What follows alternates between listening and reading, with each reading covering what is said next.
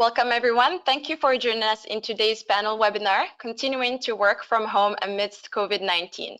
My name is Yusra Benjeloun, Administrative Coordinator and Project Manager with the Work Wellness Institute, and I'll be moderating today's webinar. We would like to thank our academic team and our 9 founding partner organizations in the Harnessing Talent project. Harnessing Talent Alliance for Recruiting and Retaining Canadians with Disabilities and Mental Health Challenges is a 3-year project funded by Employment and Social Development Canada. This webinar is made possible through the support of ESDC as well as donations and memberships to WWI. We thank our advisory committee and speakers who contribute to this webinar series.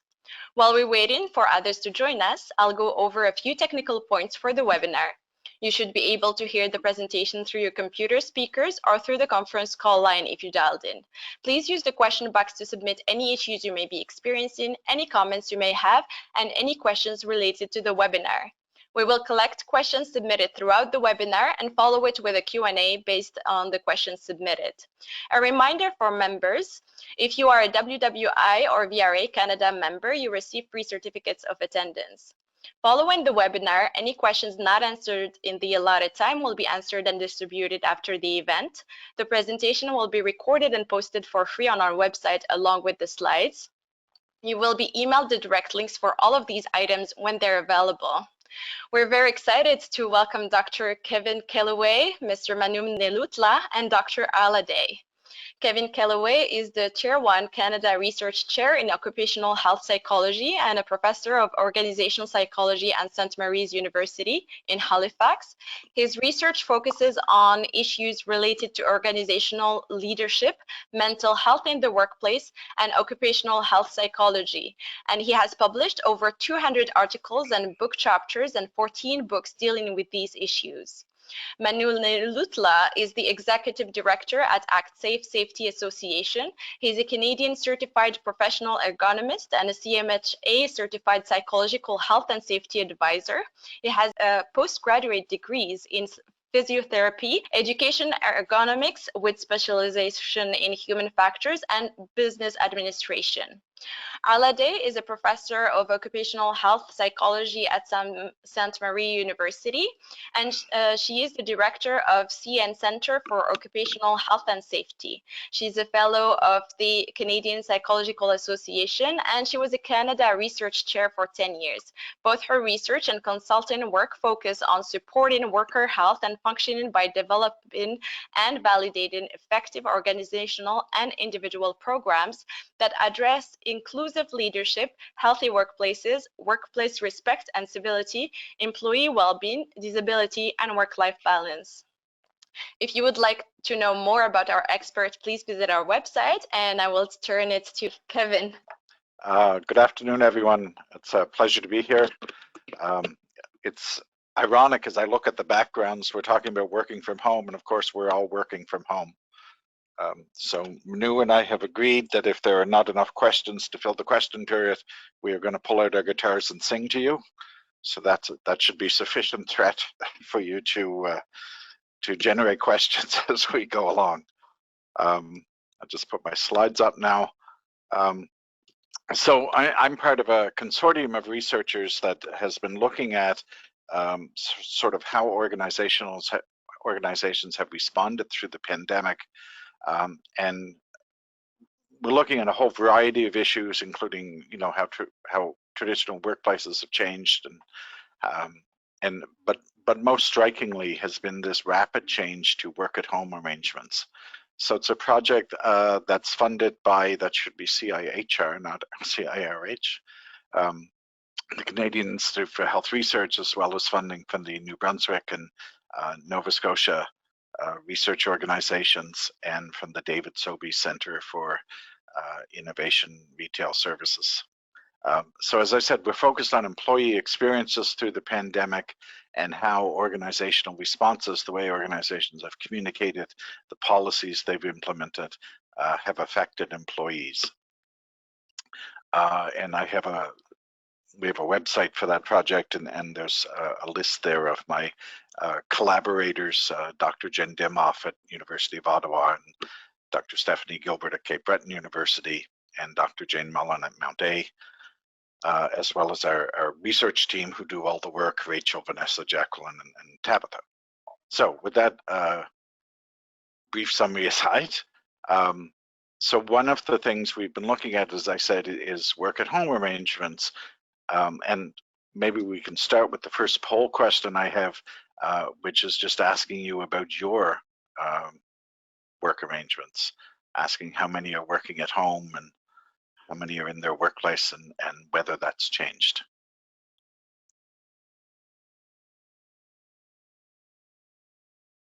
And I'm just waiting for the answers to roll in. As the suggested answers indicate, there's a whole, even within that work at home group, there's a wide variety of experiences.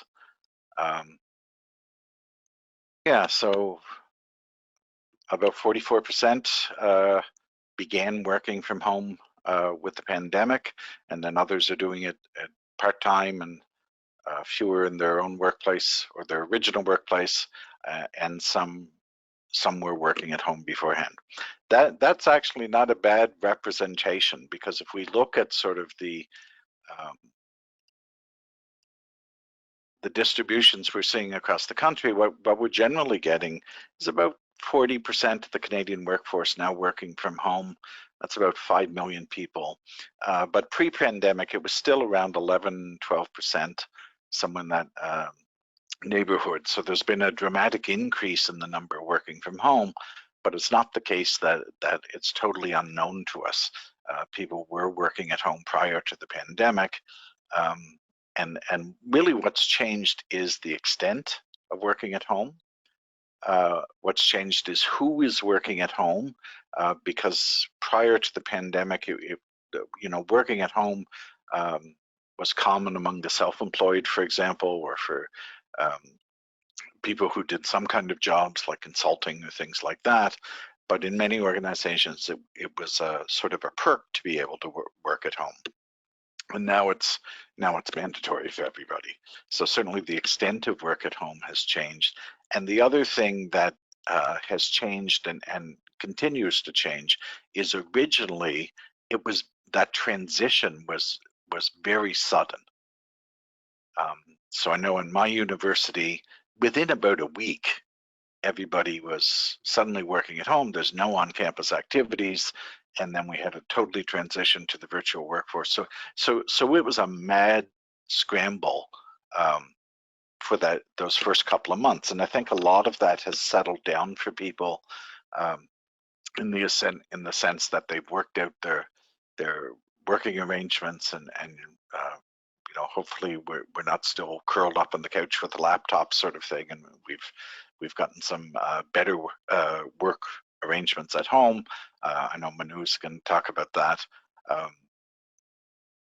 And again, when we look at the data for all those people who are now working at home, I think it's fair to say that the vast majority have found it to be a positive experience. I saw a recent report suggesting 90% or almost 90% of people are saying, yes, I like working at home. I don't particularly want to go back to the workplace. I like this arrangement. And certainly in our research, we're seeing the same thing. The vast majority of people enjoy working at home, or at least compared to the alternative. They revel in the fact that they no longer have the commute. So that's a big aspect for people. Many people, commuting an hour, 2 hours a day. So the fact that they don't have to do that has given them back time. Originally, the big sort of caveat to that was when we first started collecting data, schools were also shut down. So not only were people at home working, but their kids were home too. I saw someone comment on this just the other day who said, there's a reason why we don't have parents bringing their children to work, and we don't have you working at home when your kids are home. There are reasons for this, because these are often incompatible demands.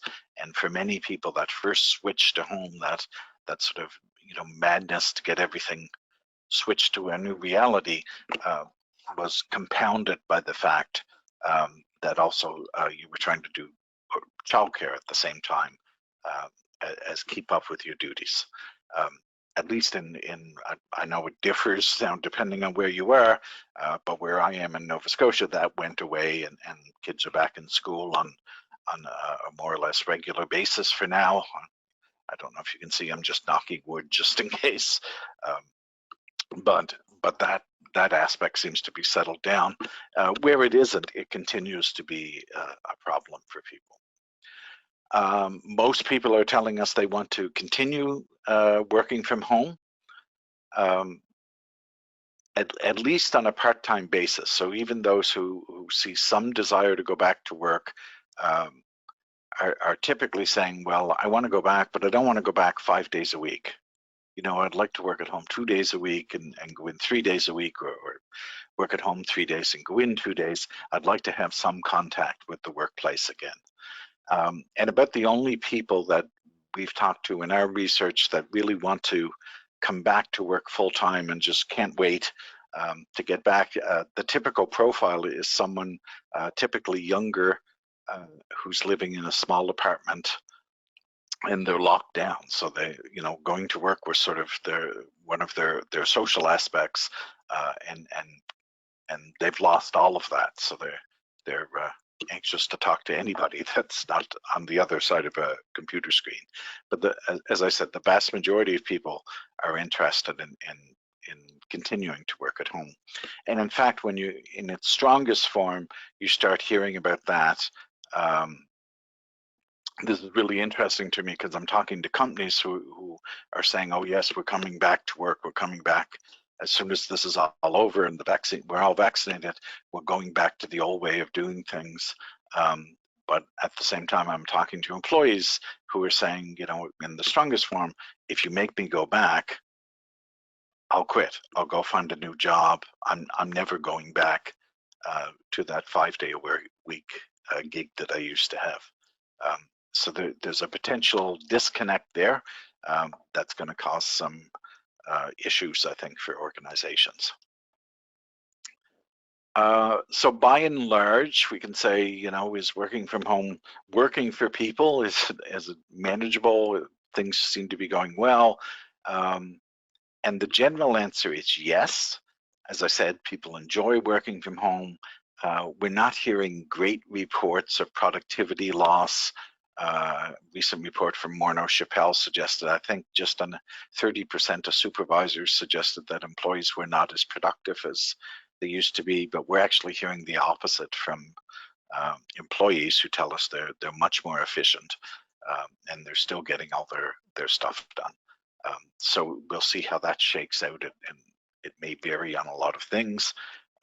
But the extent to which working at home is working for people depends on a lot of things. It's a lot easier if you have prior experience of doing this. So if you were working at home before the pandemic, working at home during the pandemic is not such an issue. In my own case, like many people who could work from home prior to the pandemic, I have a home office. I have, you know, my desk and computer and everything I need here. That's more or less ergonomically sound, so I can work for a long period of time. I think the only big change I had to make was I actually went into the university and got my chair because the chair I had in my office wasn't good for. It was fine for what I used it for, but it certainly wasn't up to 8-hour days. So it depends on whether you have experience in doing this and you're used to this way of working.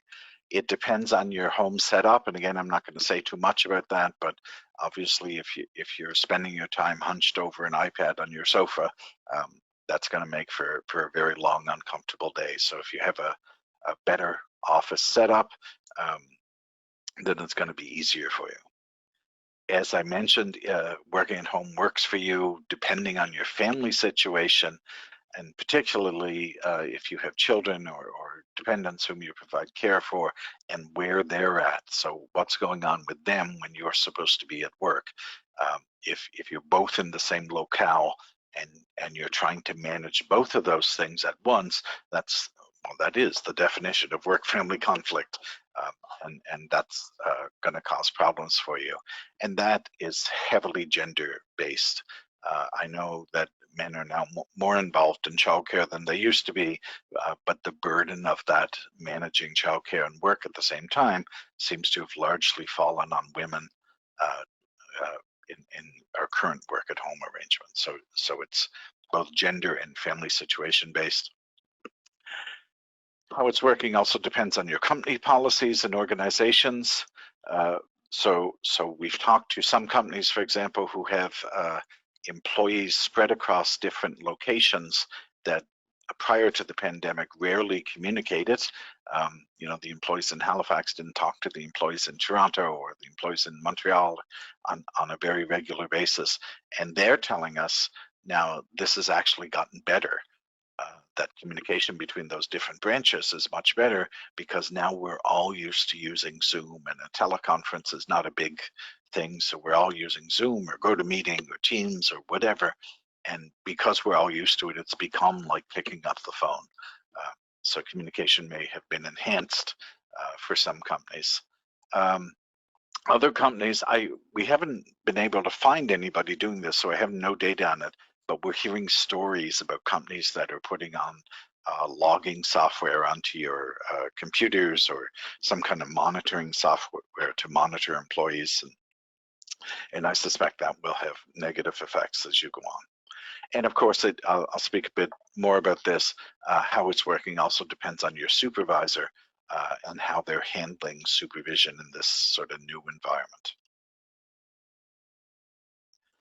So I talked a bit about some of these, but some of the things I think we have to watch with work-at-home arrangements is employees are generally telling us they're much more efficient than they used to be. Interestingly, they tell us they're more efficient, but then when you say, what do you miss about being at work? It's overwhelmingly, it's the social interaction. And of course, that's why we're more efficient, because we don't have that to take us away from our work. So you can get a lot more done at home in a shorter period of time because you're not interacting with a bunch of people and they're not coming into your office. So there's a trade-off for that. And as I mentioned, there are some different perspectives there. Employees are generally telling us they're just as productive as they ever were, and maybe more so. Supervisors, at least a substantial minority, seem to be saying something different.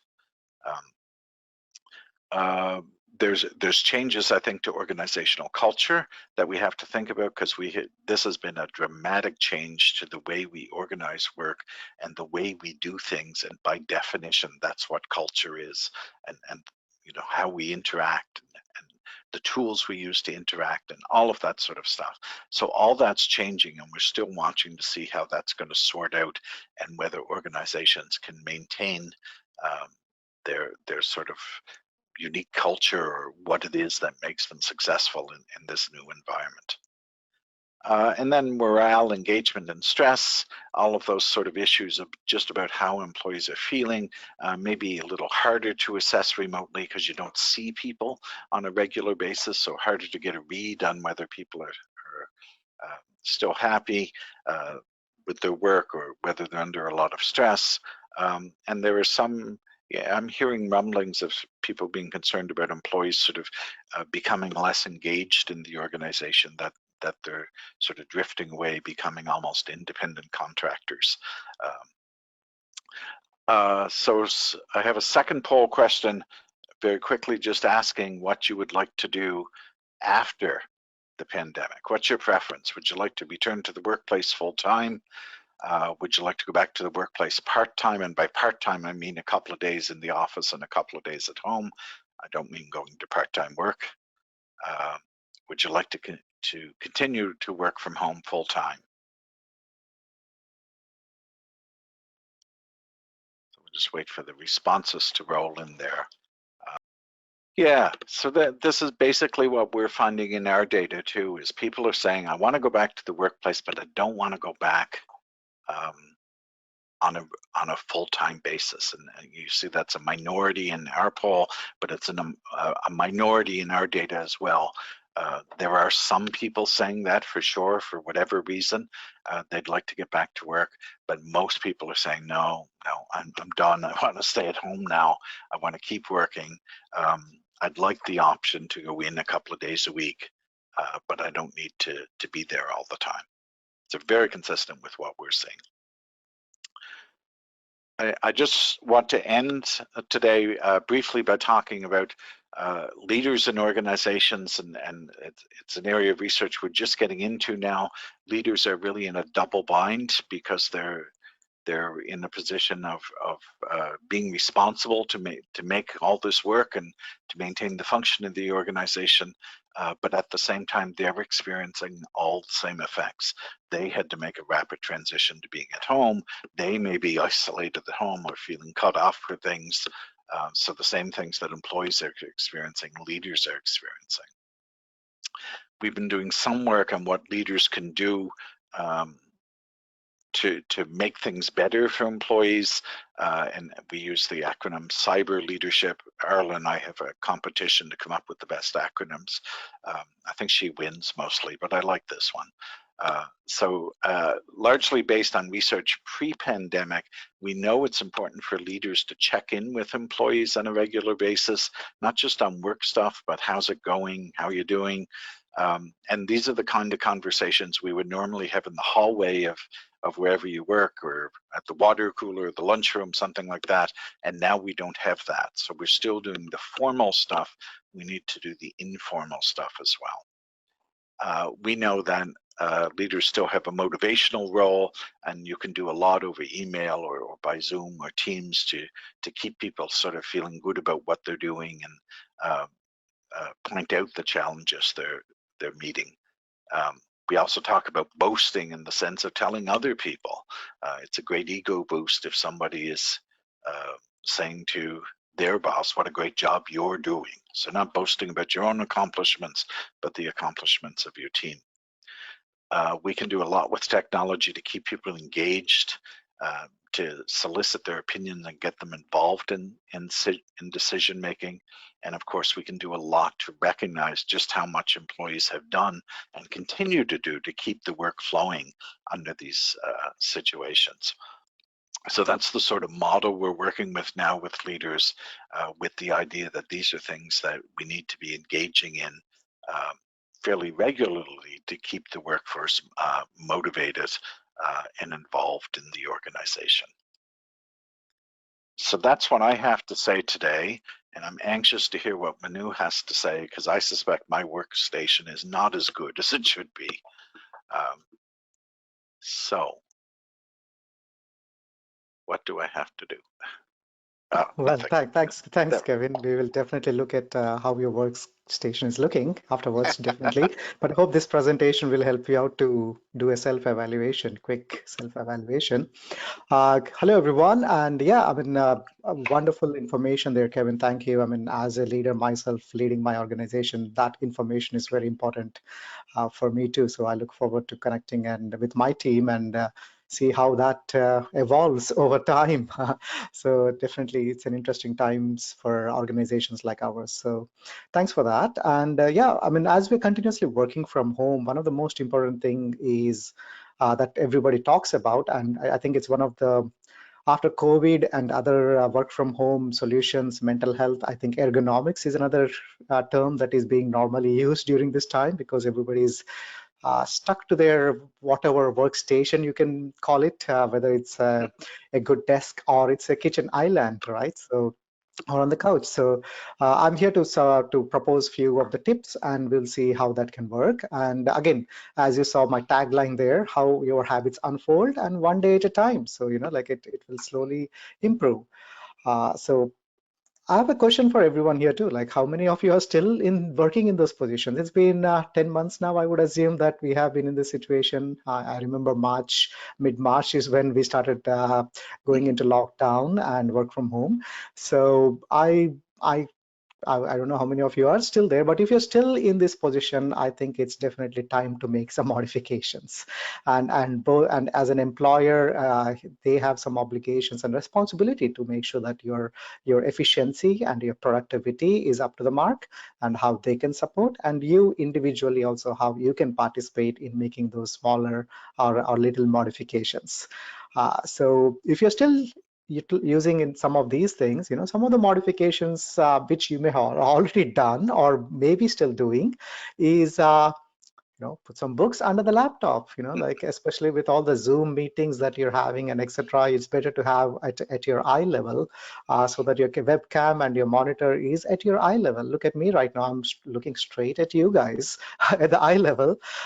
Kevin, no comments there, but yeah.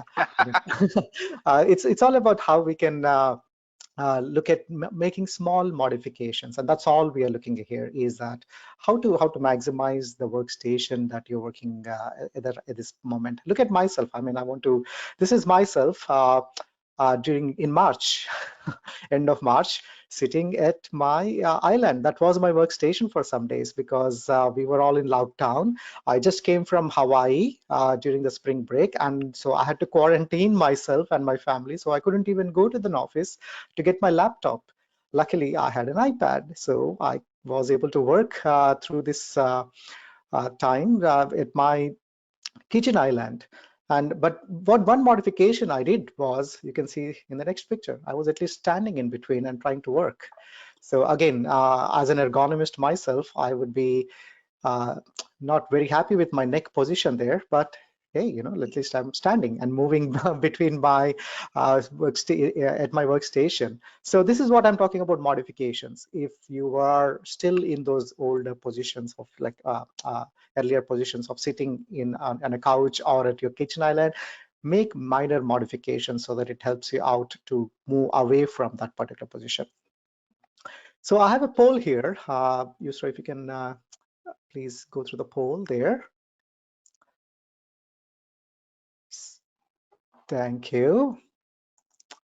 Okay, so what do you think is there? Like, what do you think works for you guys? Like, what do you think is the most important thing out there, according to you? Is it a monitor, computer accessories? Is it taking breaks? Is it a keyboard, like keyboard accessories, or sit to stand desk?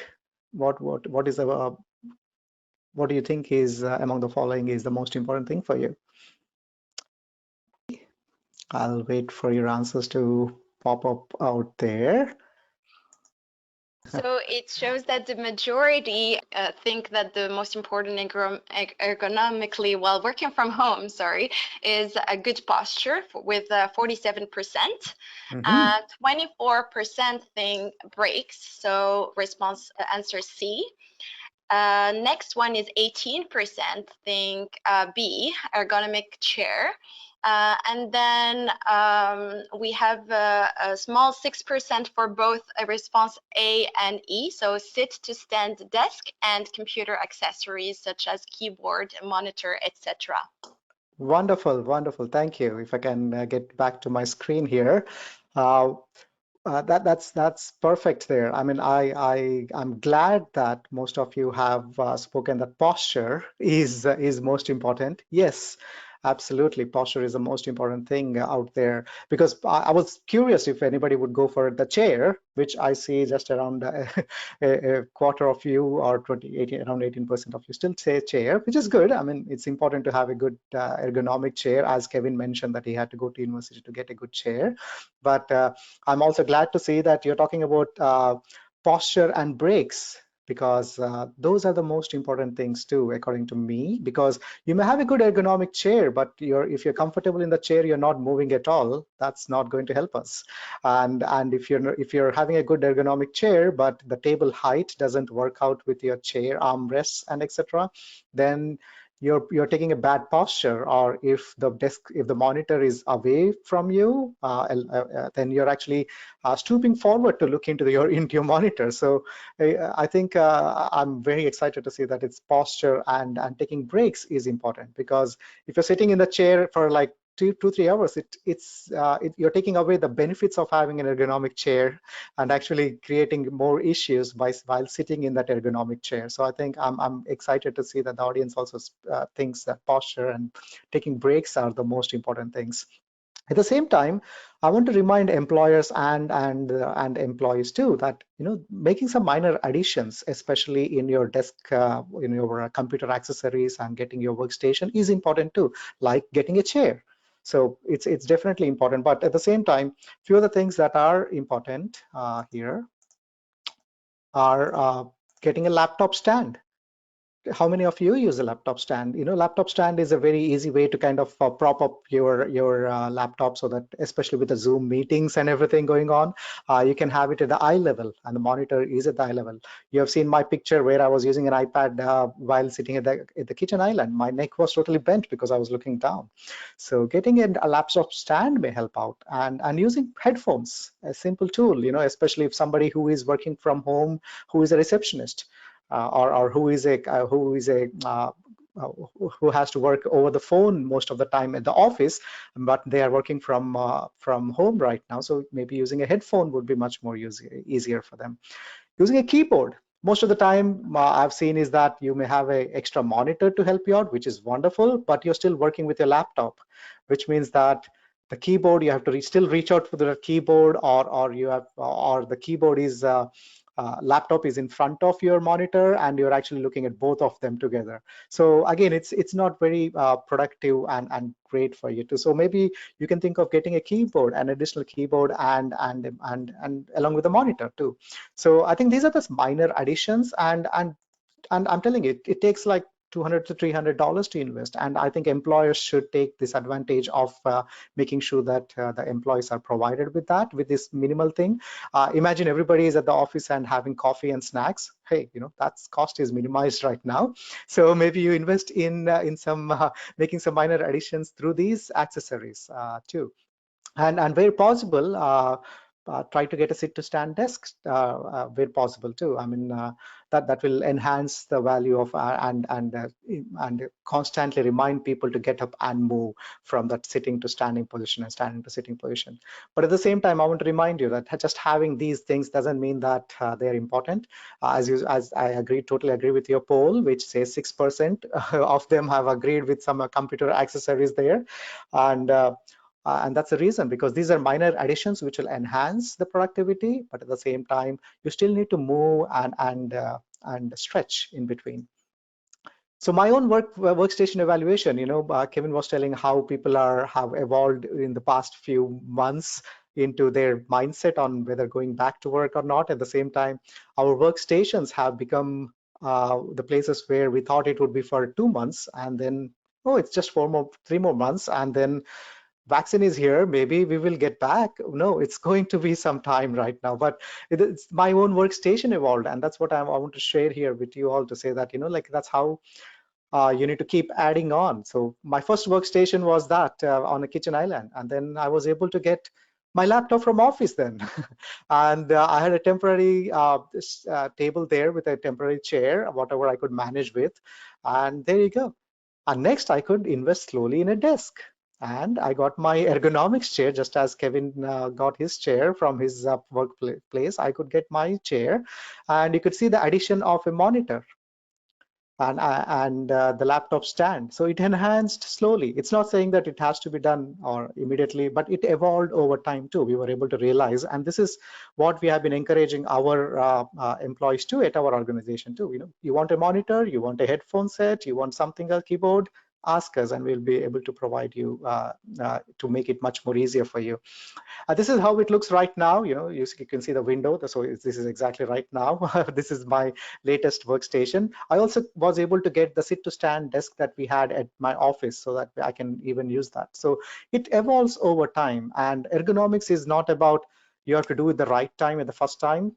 It's what works for you, what doesn't work for you. It's all about analyzing your postures, because just getting a chair or getting a monitor doesn't mean that it is solved, because more importantly, you need to keep moving. You need to keep moving around. So some of the tips I would like to present here is, Sitting constantly in one position may cause stress to some body parts. So change position often to minimize this stress. So even if you have an ergonomics chair, or if you're sitting on the couch, move, change positions. Even if you're standing, even if I'm standing here using my sit to stand desk, I'm trying to move around, and so that I can be I can get the blood flow move in my muscles and etc. So that you're not stressing your body parts.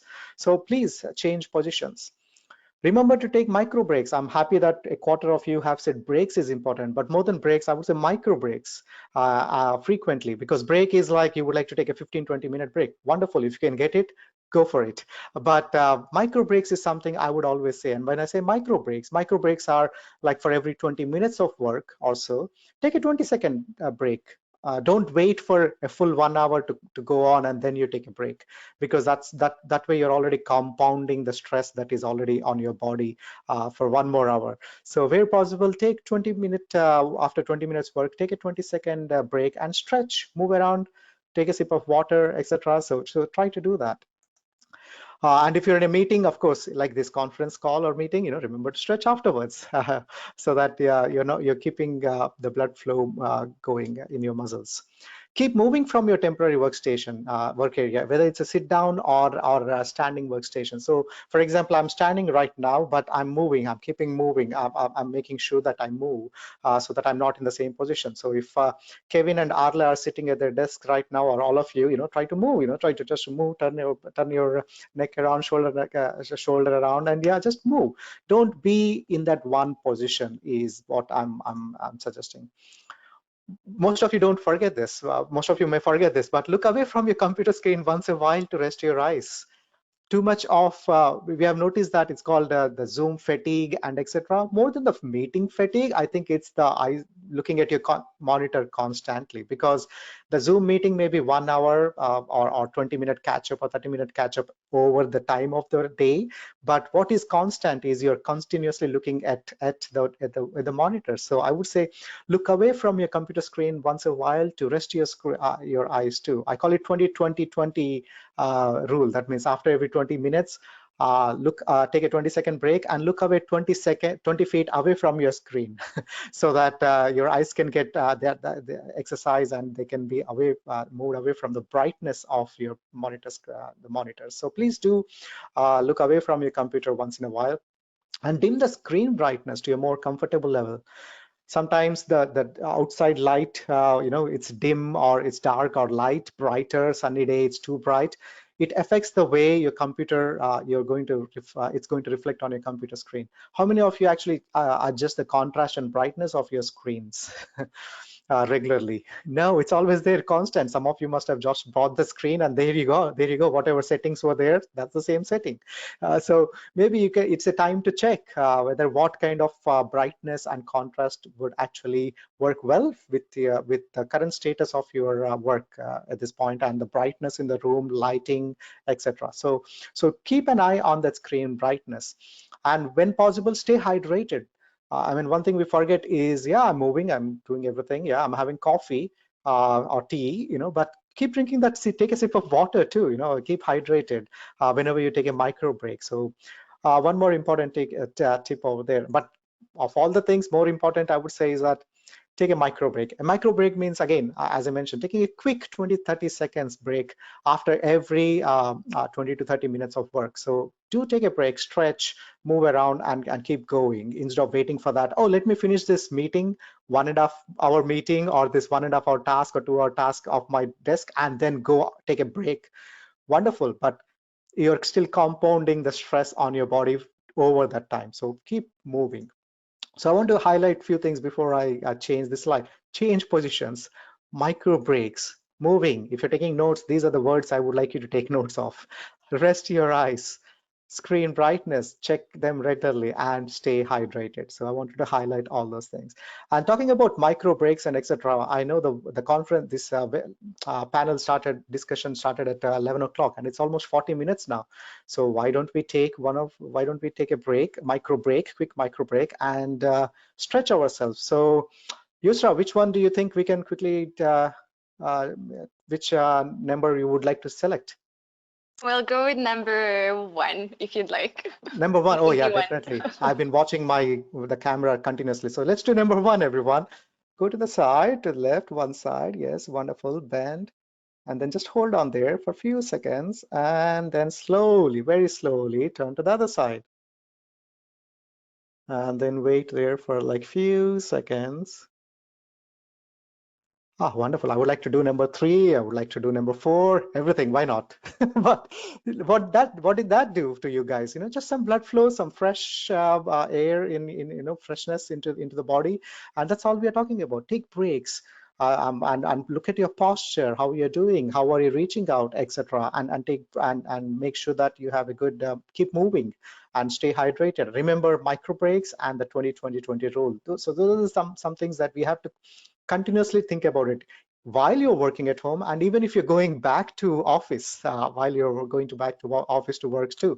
As Kevin mentioned, 70% of them are still interested in that kind of a part-time flexible approach at office and at home. So we still need to remember these tips, whether you're working at the office or at home.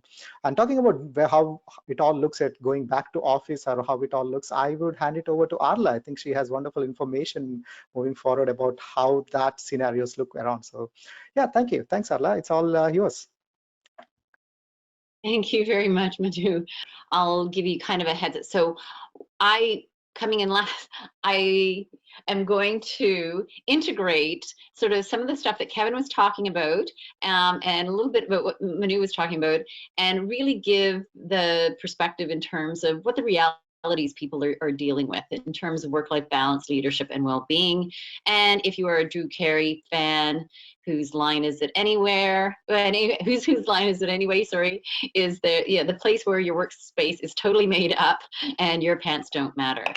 And I'm just going to tie it into the background and looking at the realities of that. And get into a little bit about what can you do and what can leaders do. So whether you're in a leadership role or a non-leadership role, there are things that we can do in the workplace. And then really going back in terms of, is this a back to work situation, or is looking at long-term strategies for remote work? And given the poll that we just had on that, with 76% talking about wanting to go part-time, whether you're in a leadership, formal leadership position or not, this is going to be a reality, I think, for most workplaces. Is how do we look at these long-term strategies? Okay, so moving on from there, we'll have to go into the background, which is looking at healthy workers and workplaces. So Kevin and I came up with a similar model to this that was 15 years ago, and looking at psychologically healthy workplaces. So the whole idea, and Kevin kind of alluded to this too, we've been dealing with remote workers, we've been dealing with how do we keep people healthy at work and the workplace is healthy no matter where they are. The difference right now is that it has come quickly, and it has come to the majority or a lot of workers. So in looking at this, we can focus on different aspects of it. Kevin talked a lot in his cyber model about the recognition aspect of it, about engaging, about inspiring, involving individuals, and we'll go and talk about some of that. And the big thing that we've done in some of our research is looking at the respect piece as well. So how does that tie in? So moving ahead there, when we're looking at one of the key aspects, is that one of the key aspects we're seeing is and again, Kevin alluded to it in his research that they've been doing, is a lot of the aspects in dealing with healthy workplace are that interpersonal aspects. So we know that having supportive leaders, no matter where you're working, is one of the key factors. And the flip side of that is having a toxic leader is one of the leading reasons why people leave their jobs, is because they don't want to have to deal with that type of relationships. The recognition piece of it and what they can do, and developing that ongoing relationships of respect and trust. The other aspect that we can take from the model is the work-life balance. And the interesting thing I want to always highlight about work-life balance, it gets to be defined by you. Mainly you. You might want to talk to your spouse, your family, and your supervisor a little bit, but how that works for you is going to be an individual thing. So totally different strokes for different folks there. Now, and this is based on Karasak's model of work control. The other thing we know about healthy workers and workplaces is that the amount of control that you have over your work is one of the key components. So if you are in a low control job and if you have high demands, you're going to have high strain. And this is going to lead to, thank you, to some both physical and psychological illness. And if you look at the situation that we're in now with COVID, so we had low control. Nobody had any decision of whether they wanted to work at home or not, right? It happened immediately. And quite frankly, there's nothing you or I can do about that. The high demands, we're thrown into workspace or work situations, workspace. People didn't have all of the stuff that they needed to do their jobs.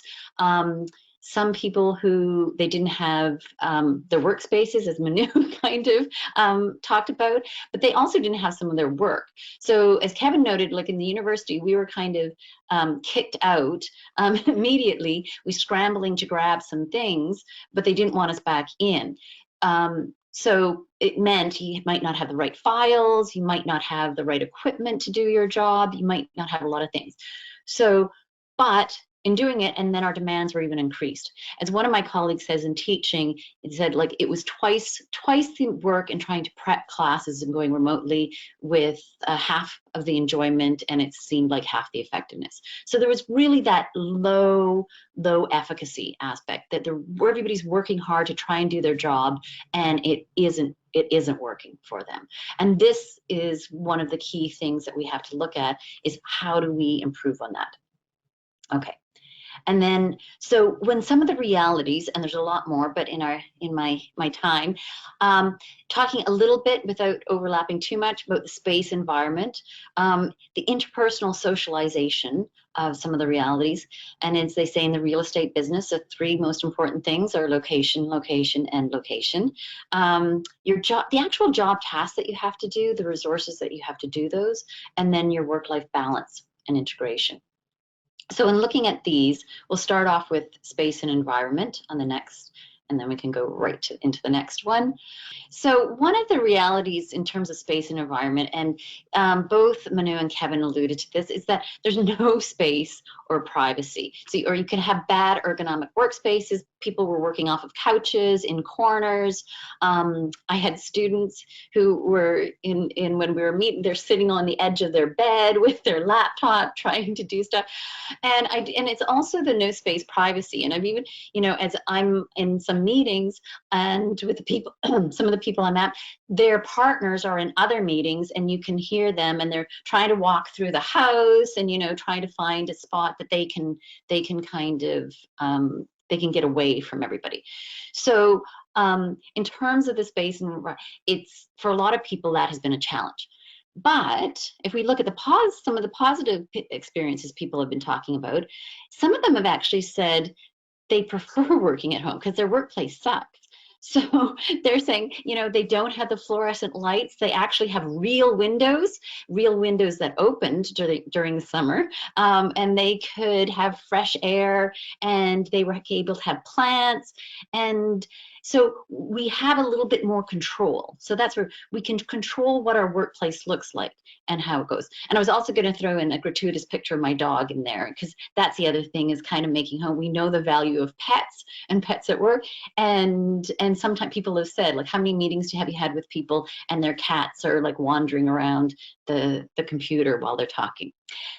The second aspect is our interpersonal socialization. And looking at these aspects, is that there's no colleagues in socialization. And Kevin talked about that as well, right? What people missed most about it is those water cooler conversations. And it's not even that, it's almost that sense of reality. We're social beings, and we need that socialization and talking to other human beings in order to kind of make sense of it.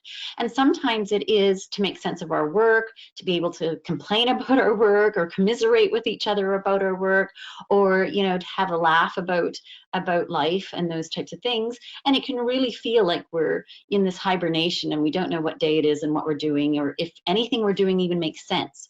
So and that's, Kevin talked about that feedback that we would normally get from our colleagues and our supervisors. Leaders have to be more explicit about that and step up and say, you know, this is important. Now, what is the maybe more happier aspects of it? Guess what? No colleagues or socialization. So for a lot of my, and Kevin, this is not a comment on you. I just a lot of my colleagues have actually said they love this. They don't feel, and you know, they're very introverted. They feel like they are not pressured into social conversations. They're not interrupted at work. They feel like they can actually focus on that, and they still have the interaction, but it's a much on constrained level. And so they feel that it's actually a positive thing, and they like that. And so we have another aspect of, again, location aspect here. Technology is great. One aspect is, again, if you're working at home, and Kevin was talking about those individuals, you know, who may be younger, they're in, you know, that 600 square foot, 1-bedroom apartment in downtown Toronto. They don't have a break from home. They are there 24/7. And, you know, for a work kind of thing, it all kind of blends, and they don't have that feeling of, you know, wow, it's a Friday and we get to go. The other aspect, and Kevin also alluded to this one in terms of positive, is that there is no commuting.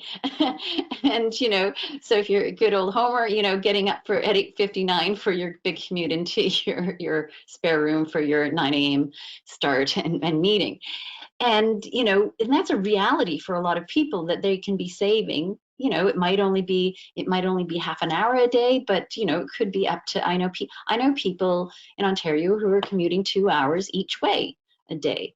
So these individuals now have a different work reality for them. And looking at that.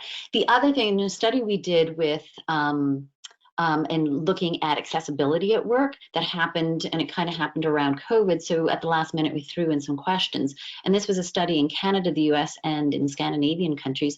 And the one thing that we found, interestingly, we didn't know if COVID and the changes were going to impact them negatively or positively. And what we found is a lot of people actually said the work from home was good for them. So these were people with both physical and mental health disabilities. And if, again, it was, we figured, we're looking at this in more detail later, but we figured it's aspect of the commuting, where they could set up in home so the accessibility of their work was much easier for them. So it helped them.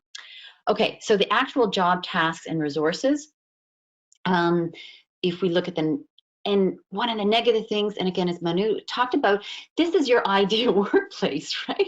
You have this fabulous, you've got your 3 screens, it's an ergonomic desk, and you have the resources to go in it. You have your IT people ready to take your call at any time. You have all of this set up. You don't have technical glitches where you have to rely on Yusra to move the slides for you. It all's working perfectly.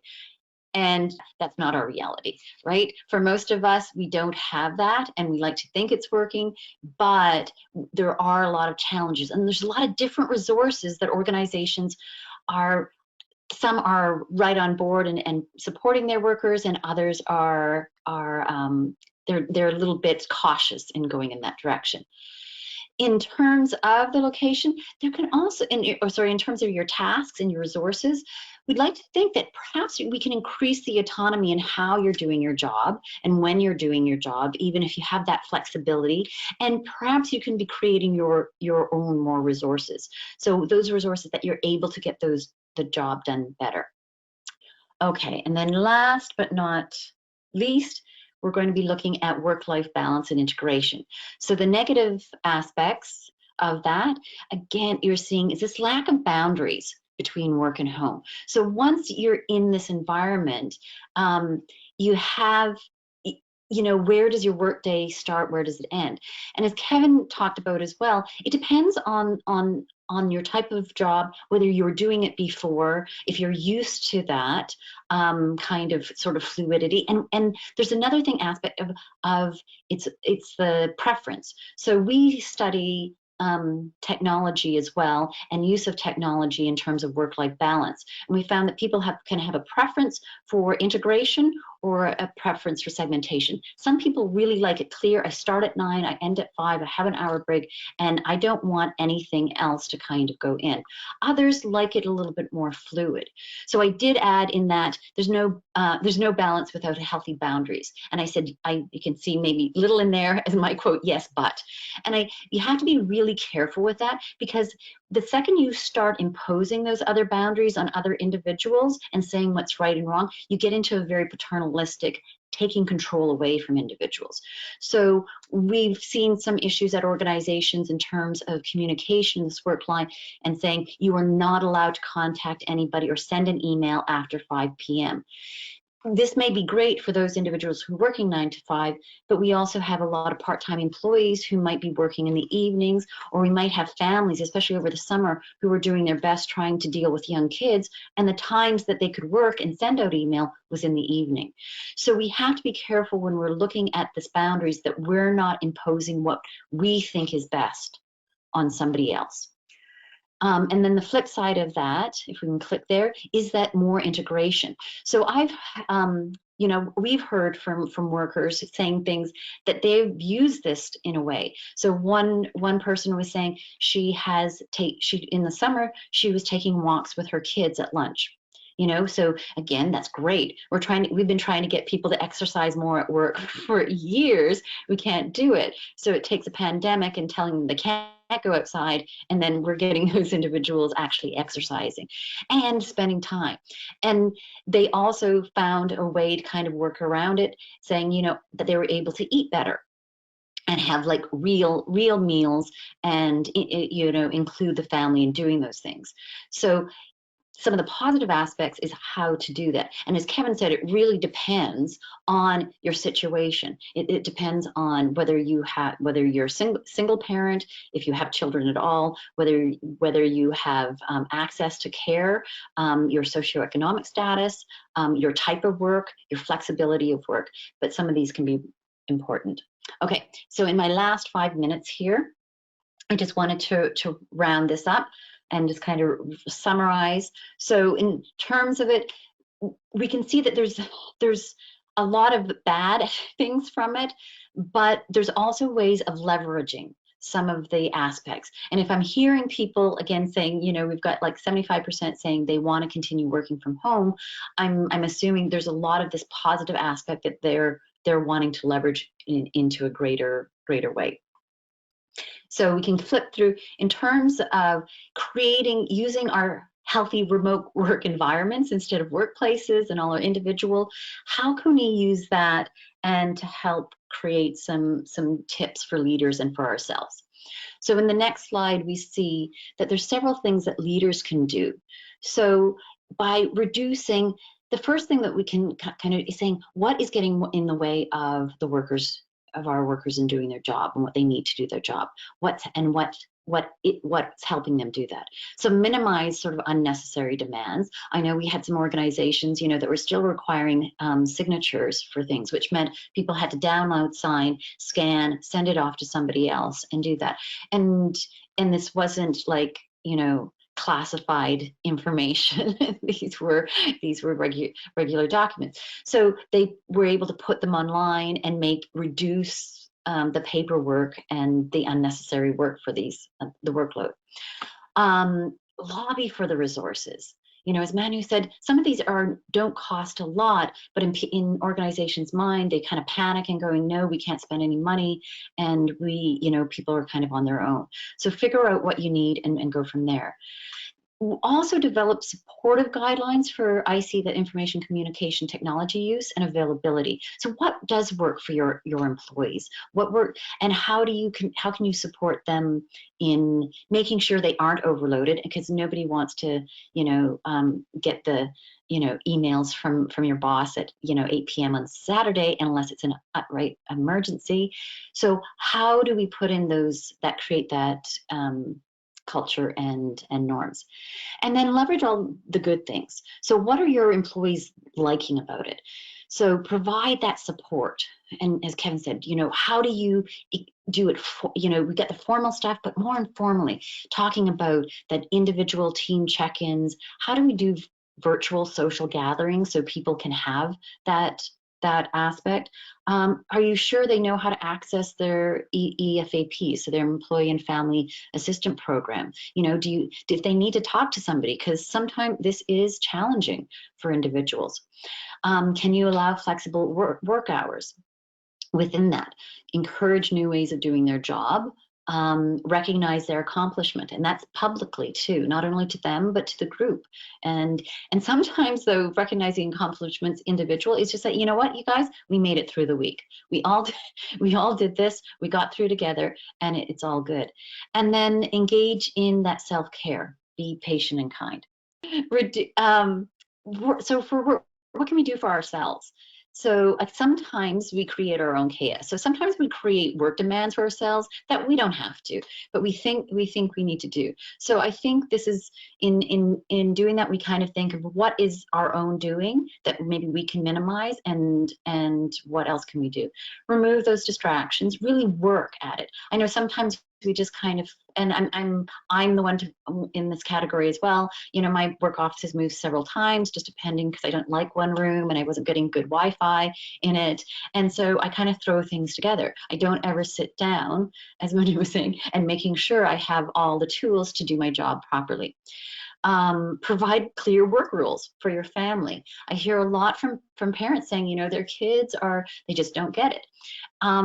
And some of it, I'm saying, you know, I think it's just a matter of clarification. You know, kids at a very young age can understand this is a no entrance kind of thing. You know, for this hour, these are your tasks, and here's how, this is what needs to happen, and develop boundaries that work for you. So what is that situation? Identifying your resources, ask for support. Right? It's not a bad thing to say, you know, I'm struggling with this, either with my technology or with just getting through each day, or whatever I need. Check in, do check-ins, friend, family, colleagues. Thank your colleagues and supervisors, just like it helps you when you feel better when they thank you, thank them. And then again, we go into self-care and be patient and kind. There. So this is just one of my favorite, Charlie McKessie, it's saying, you know, we talk a lot about self-care in healthy workplaces, and I think some people have been feeling we've been hearing a lot about this in the workplace, and really about that self-care and just taking that next step. So a lot of times we're like, oh my God, like, what are we going to do with this in, you know, 4 months? But the thing that's important is just whether we can do that next step. And then the last slide here is just, or second to last slide, is a lot of times organizations, probably all of our organizations have been saying this, you can't have flexible workplace. We can't have telecommuters. No, you have to do your job here. There's no possible way that your job can be done remotely. And wow, look at that. All of a sudden it found out all these jobs that couldn't be done remotely were getting done remotely. And it might not have been ideal for all of it, but a lot of them, they can. So in looking at organizations, we can talk about back to work strategies, and we can think about that. But I think the more realistic, and we've already talked about, is that there's going to have to be some organizations are going to look at long-term strategies for this remote work. Okay, thank you very much. And so we have time for questions here. Thanks, Yusra, for all your help there. No, thank you for being patient with me, Arla, and thank you to our audience for being patient through these technical difficulties. Well, thank you, Kevin, Manu, and Arla, for this very important information. On to the Q&A session. If you have any questions to our audience, if you have any questions, please input them in the question box. Our first question is, in your opinion, why do people find it to be a good experience to work from home, especially that you've mentioned, Kevin, that there's no evidence of productivity loss? So how is it that there's no productivity loss, and why do they like it so much? Yeah, I think there's a couple of things going on. One is that people tell us they're much more efficient, so they're getting a lot more done, and that is partially explaining the productivity loss. Another finding that came out sort of pre-pandemic is that people like working at home so much, they will work longer hours to make sure everything gets done. So they work into the evening because they don't want to lose the privilege of working at home. So that's another angle on this, that they won't let productivity slide because they don't want to lose the benefit of working at home. And I think people like working at home because of some of the things Arla mentioned. You know, pants don't matter. You can go to work in sweats. You don't have to commute. You don't have to commute. You don't have to engage in any of the hassles of getting to work and getting home. You just show up to your workspace and do what you need to do. And it's not as structured in the sense that, you know, I work at home, so I can go for coffee anytime I want. I just walk out to the kitchen, right? And when I'm at work, it might be more regimented. And the other thing, Please go ahead, Arla. Sorry about that. just to add to that, I was thinking is the aspect, Kevin, you mentioned before about the distractions as well. So individuals who before pandemic had experience working at home or had the flexibility, who were probably working at home part-time, and that a lot of what I hear them saying is that they go home to get work done that they can do on their own, that is better if somebody isn't knocking on their door every 5 minutes and asking questions. So there's a lot of work, you know, people putting together reports, doing research and piling, or doing year-end reports or financial statement. It's best if they're just kind of, you know, them and their computer or their files and getting through that. And then if that blend, and again, this is what we see as sort of people's preference, is that then they go in so that they can engage in the team, and they can, for the things that are discussing and maybe some brainstorming and working out sort of longer term aspects. Thank you so much. Those are great points. And then Manu, you mentioned earlier that it's the responsibility of the employer to accommodate sometimes. So we were curious about what are the limitations, what limitations do leaders have or do leaders encounter when accommodating employees? Yeah, I think I mean it's planning too, right? And how are we going to plan with all these things? Because pandemic just hit us, and everybody had to accommodate all those kind of things. But I think it's as a leadership, like it's strategic. One of the things we did was, like, everybody has desktop computers. Luckily for us, we moved into laptops just in December of 2019. We removed all the desktops and moved into laptops. So that helped us during the pandemic, because everybody at least had a laptop. So it's strategic in one way. The other way is how accommodating and willing you are too as a leader. Because if you want the productivity to increase, you need to provide those resources to your employees. You can't say that this is one laptop, I want productivity. No, maybe I'll provide you a monitor. I will provide you extra keyboard so that you can be more you can be in a good posture and sit properly, and don't be worried about your the health side of the things and psychological effects of the things, and be prepared for that. I think it's strategic. As I mentioned, like, if everybody's at office, the amount of budget, I mean, as a leader, I would say that the amount of budget you would spend on coffee or snacks in the pantry, and the amount of time people would spend talking with each other, the decrease in the productivity time, all that money or the budget, you can say, the value you can get more value by providing the employees with the resources that they need. And that's what Arla was speaking to, right? Like how to provide them the resources, look for what resources they need. Now, some of the employees may ask for a keyboard. Some of them may ask, just no, all I need is a desk, or all I need is a chair. But cater them individually, what works for them, and then supporting them, and your productivity would improve. I think the morale would improve, the engagement will increase, and we can go through this pandemic very easily.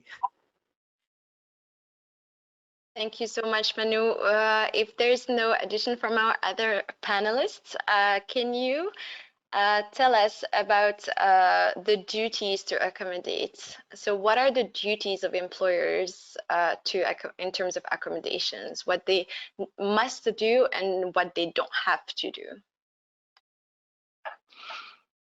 I can add, there's we have B4, or I didn't know if someone was going to jump in, but B4 is there's bona fide occupational requirements. So what do people need to do their jobs, and then their duty to accommodate individuals to help help them do their job, and then legally up to a point of if they claim the organization can't do it because it's going to be create an undue pressure on them, on the organization. So if individuals, as you were saying, as Manu was saying, talking about, especially when we get into aspects of physical health and well-being, is they do have that obligation to provide workspaces and events. Where it gets challenging is that it's never, the organizations are saying they didn't decide to have at-home offices, and they're not sure if they can afford, everybody's at-home office. So I think there's going to be test cases here if it continues on in terms of how much can our organizations have to accommodate in individual homes. And I think I saw Kevin jump. No. Okay, on that. Does that go to your question? That makes sense. Absolutely. Thank you, Arla. And our next question is, so some companies were not cloud-based, for example, had been forced to change that and adapt to remote work. Are you aware of any major changes or structures like these that companies and organizations had to implement to remain effective? I mean, I can speak from my own experience here, maybe before Arla or anybody, Kevin, can jump in. For us at our organization, we used to use servers previously, like internal servers and etc. And then we moved into cloud-based computing. And as I mentioned in my previous comment too, we got lucky in one way because we were planning with laptops and everything and moving into cloud computing. That's a game changer for us because now even our front desk administrator, like a receptionist or who receives the calls, just before the pandemic hit, we were trying out an app that can allow us to even call remotely from our computer. And so when that happened, we all were able to continue with our services as smooth as possible. I think technologically, we need to be looking in advance and see what can work. Like one of the things we are looking at is authentication, two-factor authentication and all those things, because with all this technology also comes the IT security issues, privacy issues, etc. And talking about duty to accommodate, the previous question too, like duty to accommodate may also include like somebody who is having challenge in utilizing the technology. So how to provide training for that one individual or two individuals who need more hands-on training on how to use the technology is also a responsibility from their employer. So yeah, I think it's an interesting scenario. It's adapting, evolving, and growing as a organization.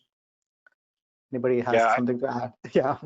Yeah, I'd just add to that. I think there's been a lot of innovation in organizations as they adapted quickly to a new reality. And my favorite example is again our own university.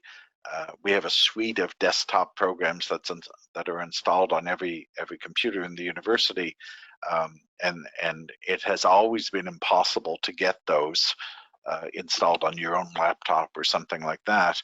And then virtually overnight, we have a new cloud-based service that provides access anywhere to all of this software, statistics software and things like that, that runs on either a Mac or a PC, and I've been using it. It runs almost seamlessly. And this dramatic change really just overnight, something that was impossible to do suddenly became something that we needed to do, and then it became available. Certainly. Thank you for that. And then our next question is, so it's hard to assess the level of stress, mental health and struggles of remote teams. Do you have any recommendations or on ways to make these types of assessments? So how to assess the mental health of your team members? Yes. Well, I guess, my favorite answer to that is it's an ongoing. So it's not something that you do every 4 months and just check in. It's those regular check-ins so that I know. And Kevin has done a lot in his team. They do stuff on mental health what's your mental health training? Mental health awareness training. Awareness training, thank you, MHAT. Yeah. And one of the things that they've always said with that, whether you're in person or not, is do you see differences, right? If do you see differences in your team? Is there a member that has changed? And there's all of these warning signs. It can be a little more difficult when you're doing remote if you are not checking in. But if you're checking in on a one-to-one basis as well as a joint, like as teams, you can tell, or if you know what their normal baseline is, you have some indications. So I like that as kind of as a keeping keeping in touch with them. But I also you can do something more formal and just do mental health awareness surveys of them and just check-ins in terms of how are people doing so that they're taking their own mental health baseline and getting them to report back.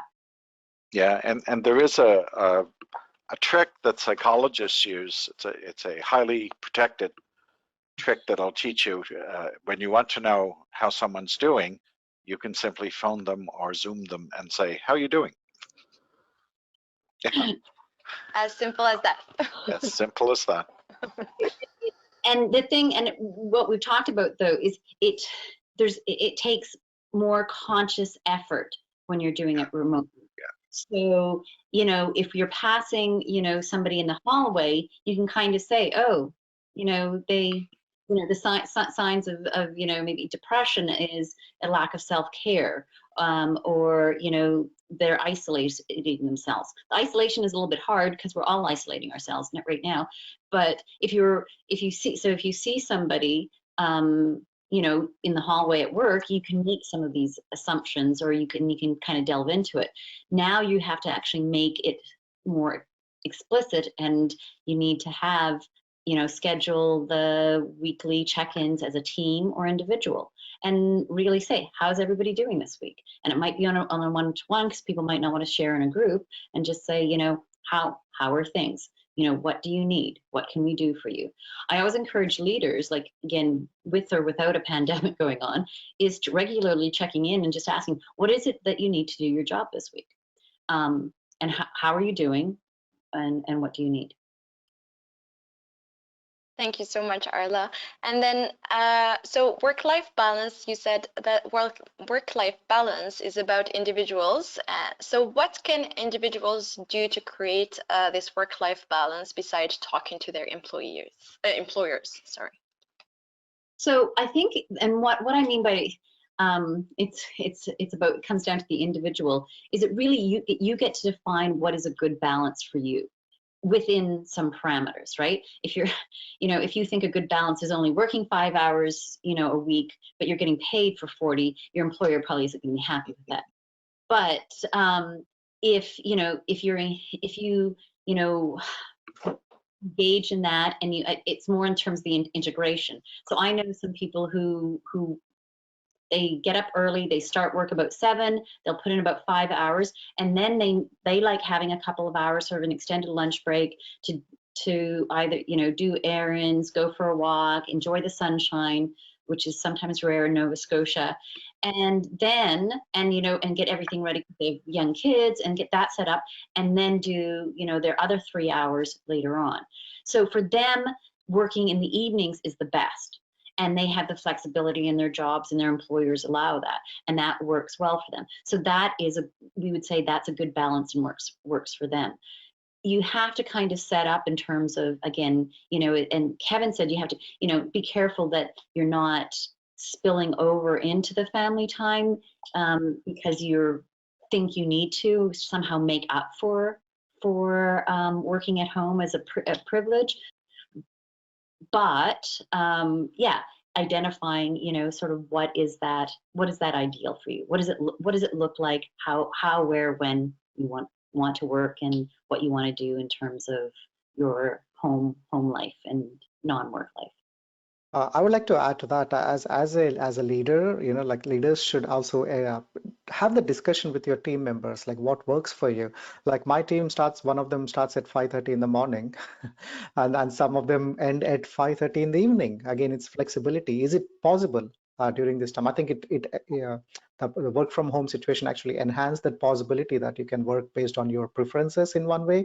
But at the same time, even coming back to work, you need to have the discussion and say, okay, what are your timings? Of course, if there is a particular thing where you want everybody to be there, that's a different discussion you can have. But have your discussion. And as Arla mentioned previously, also it's about you should have regular catch-ups. Like if 2 weeks is more, if you didn't have a catch-up with one of your team employee, don't it should be regular and often. And as Kevin said, just ask, how are you doing? The first thing, like just ask, how are you doing, and what can help out to make your work-life balance easily. How are your pets doing? How are your kids doing? Are you moving your houses right now? Just inquire, how is it going, and show that empathy. I think we need more of empathy too to balance that. And then following your question, Yusra, and they're saying what can they do for themselves. I think it's sometimes that aspect too. Sometimes our work-family conflict comes from ourselves because we think we need to do everything. And I always gave the example of and this was from personal example, friends and family who, they're up till 1 a.m. baking cookies for a school bake sale, that they think they have to do that. And, I said, just give them $20. That's more than you're going to get from your cookies, and it's saving you time, and maybe they're even going to be happy because some of these people have tasted their baking. I said, just make it easy. But they have in this mind, in order to be a good mom and a good part of the community and all that, they have to be involved in that. So I think we really need to take a step back and think about our values and what's important to us, and just differentiate between the tasks that we need to do and the tasks that we feel that others dictate that we should do. And work-life balance is a lot about getting rid of those should to things and keeping in the want to and the have to aspects. Perfect. Thank you so much. And we can wrap it up with our final question, which is, so what do you think leaders can do to support self-care during this time? I was going to sorry, I'll just follow up with the second part of the question. So how do you recommend they open up this dialogue with them as well? Excellent. So the one thing, when we have a model kind of healthy workplaces and leaders influence on employees that way. So there's several things that we can do, we suggest, and part of it is like lobbying for the resources so that people can do they're not overloaded and they're trying to do stuff without the resources. We talk about modeling in terms of role modeling. There again, it gets a little bit, so if they're role modeling sort of the importance of self-care, and they're saying, that and sometimes I struggle, but this is what I do, and I do try to take, and it's okay to take a break at lunch. They don't necessarily have to role model all of it, but I guess that acceptance of, it's good to ask for help, and and there's lots of good things in terms of your physical and mental health that you can do. Even I have some workplaces and some organization I know where, they bring it up in those team meetings, once a month, and just saying, remember, you guys need anything, and I'm here. If you don't want to come talk to me, we also have all of these resources. We have their EFAP, that you can turn to. And really, when it becomes a part of the culture of the organization, that the employees come first, that we care about your health first, and then everything else flows from that, those are the ones that are being more efficient at supporting their employees' self-care. Perfect. Thank you so much for this comprehensive answer. And thank you, Manu, Kevin, and Arla, for this very compelling webinar and extensive information. We really appreciate your time. And to our audience, thank you for your support and participation. Immediately following the webinar, you will be directed to the evaluation survey. We greatly appreciate your input on our webinars, as well as suggestions for future topic areas. Our next webinar is today's panel webinar on social stigma during COVID-19. It will be held on Wednesday, January 27th at 11 a.m. Pacific Time, 2 p.m. Eastern Time. The webinar will be presented by Dr. Andrew Zito, Director of the Campus Mental Health Strategy at the University of Calgary, and Dr. Liz Horvath, Manager at the Workplace Mental Health at the Mental Health Commission of Canada. All of our webinars are created for public access and supported by voluntary donations and memberships. Thank you again for your participation, and thank you immensely, Manu, Kevin, and Arla. Have a wonderful day and stay safe. Thank you very much, Yusra. Thank and you. Thank you, Kevin and Manu, Yeah. for interesting talks. Thank you Thanks, all. guys. Thank you. Thanks, you. Keep stretching, keep moving. Thank you. My computer sitting on my magazines, my stack of magazines. Yeah, I'm so glad you said that, Manu. My whole life, my mother has told me to stop fidgeting. Now you're telling me I can fidget. Oh, definitely. Yeah. I mean, I actually give that as an example for kids. Like, actually take example of the kids in school. Like, you know, they keep fidgeting. That's good because you can't sit in one position for a long time because it stresses. So wonderful. Yeah, keep moving. Neck is in like seizure right now from this. And I keep thinking, oh, I know. It's bad. Yeah, true. Thank you, guys. Thank you you. for ending on such a positive note. Bye-bye. Bye-bye. Bye.